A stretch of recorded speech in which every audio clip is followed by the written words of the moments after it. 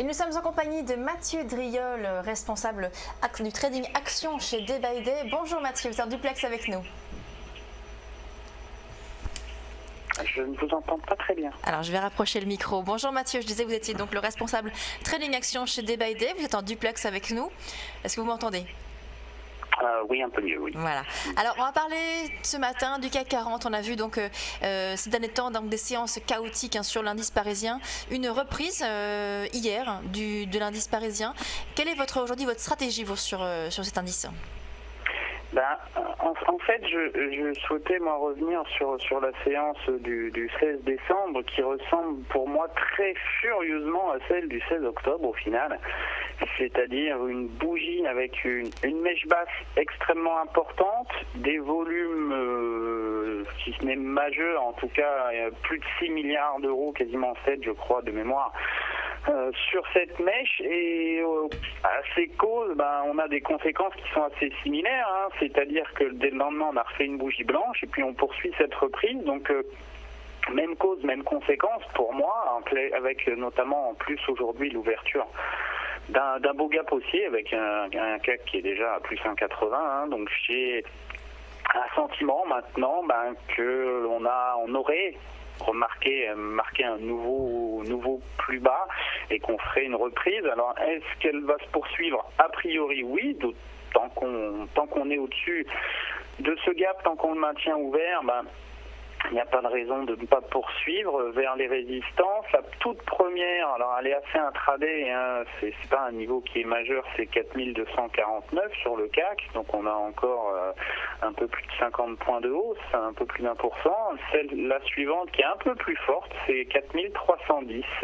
Donc je pense que c'est vraiment aux alentours de ce niveau-là qu'on devrait arrêter la reprise, en tout cas consolider. Pour cette fin d'année. Donc a priori le mouvement haussier en tout cas tient vraiment ses promesses et conserve encore un petit potentiel, en tout cas un potentiel non négligeable. Alors Mathieu, on vous recevait mardi dernier en plateau et justement à ce moment-là vous nous disiez que pour l'instant l'orientation était baissière et que vous attendiez un signal avant de pouvoir prétendre que le rallye de fin d'année aura bien lieu. On a vu hier un discours de la Fed qui était assez accommodant, une Fed qui se montre assez confiante et donc patiente avant de relever ses taux. Est-ce que vous pensez que justement ce signal s'est matérialisé ce matin par l'ouverture de ces forts gaps sur les indices européens? En fait, on regarde que le timing de notre intervention de mardi n'était pas si mal, puisque dans les heures qui ont suivi, en fait, le marché, si on le regarde vraiment en intraday, le marché s'est mis à galoper. Donc on était pas loin, le point bas s'est fait à 13h et puis après tout le reste de la journée ça a été une hausse continue, des rachats de short d'une certaine façon assez massifs. Ce mouvement pour moi pour l'instant ne donne aucun signe de faiblesse, bien au contraire. J'ai cité les résistances qui devraient être atteintes rapidement. En tout cas tant que ce gap, c'est ce gap qui va conditionner, c'est le gap de ce matin qui va conditionner la poursuite du mouvement. Pour moi, tant qu'il reste ouvert, j'assimile plutôt ce gap à un gap de type breakaway, c'est-à-dire un gap d'initialisation de tendance, et donc ici une tendance qui serait en reprise haussière. Donc. Alors, d'un point de vue des valeurs, c'est vrai que vous suivez aussi beaucoup de valeurs, est-ce qu'il y a aujourd'hui des valeurs que vous recommandez sur lesquelles on peut jouer cette hausse de l'indice parisien et donc garder ce mouvement haussier ? Moi, je me suis concentré ce matin sur un secteur en particulier, c'est le secteur du tourisme et des loisirs, qui a été un des secteurs les plus forts.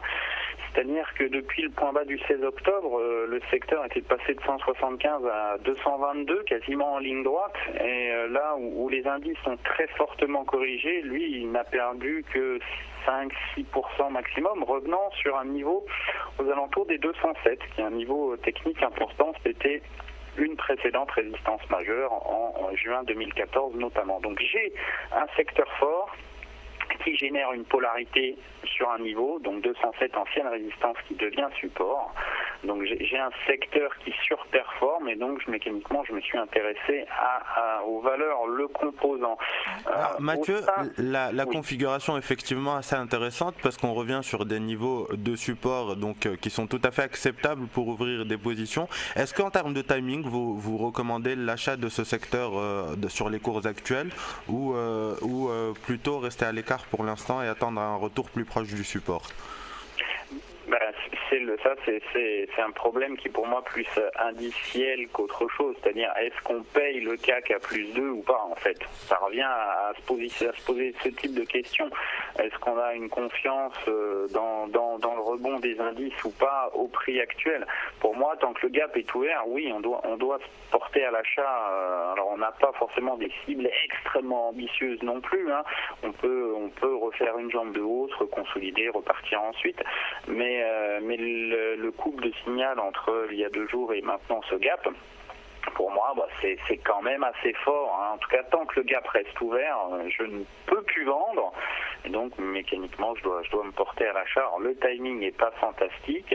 Il faudrait peut-être attendre en intraday 2-3 petites heures de consolidation. On va dire un retour du CAC. Là, on vaut 4186 points. Si on pouvait retraiter aux alentours des 4150, ça serait un petit peu mieux.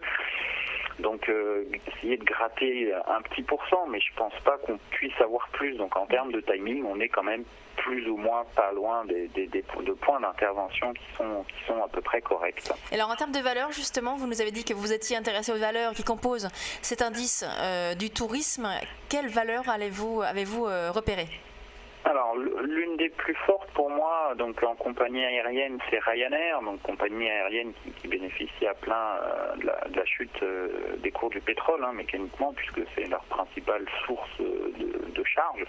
Ryanair avait tenté début décembre la formation d'un double sommet qu'on avait validé le 15 décembre par une très belle bougie noire et la rupture de la ligne de coupe. Sauf qu'on n'a pas assisté déjà du tout à une accélération baissière et même pire, depuis 2 jours, on voit le titre qui essaye de se reprendre. Lorsqu'une figure de retournement est invalidée, généralement ça provoque un mouvement inverse, c'est-à-dire au lieu d'une baisse c'est une hausse et au lieu que ça soit on va dire plus ou moins lent, ça devient très rapide parce qu'en fait on fait quoi? On prend à revers complètement tous les investisseurs qui seraient rentrés vendeurs sur ce titre.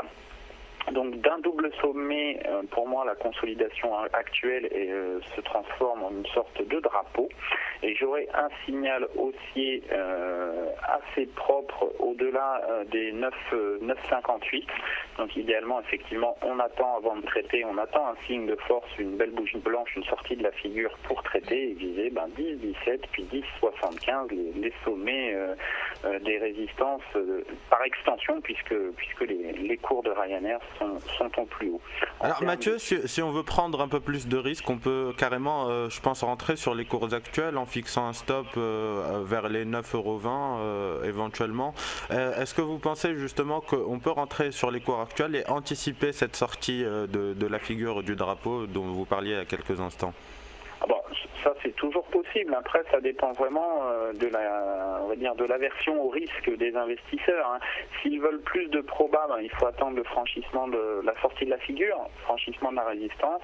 S'ils veulent plus de rendement risque, il faut traiter au plus près du stop, hein. Le stop c'est sous les plus bas, donc sous 9,11, donc il faut traiter au plus proche de ce support. Mais mécaniquement on a moins de proba. Mais de toute façon cet arbitrage entre rendement et risque, on est obligé de le faire constamment, hein. Donc soit on attend la sortie de la figure pour avoir plus de probabilité, mais mécaniquement un prix d'entrée un peu plus dégradé puisqu'on est obligé de traiter un peu plus haut, soit on essaye de traiter au plus proche du support à 9,22, donc on rapproche du stop mais on a moins de proba puisque comme on n'est pas sorti de la figure, on peut toujours consolider un peu plus que ce que l'on anticipe.